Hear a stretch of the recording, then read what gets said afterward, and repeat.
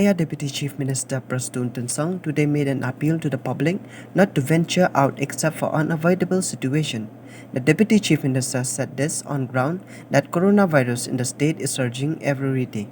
Speaking to the media, Tensang said by not coming out of the house, the people are protecting themselves and others from being infected by the virus. See, right now the plan is the same, and our appeal to each and every citizen of the state is please take care of yourself and stay safe, and unnecessarily please don't come out from your respective houses. And when you go out also, make sure that your mask is in place and take care of yourself. This is the only way out where we can.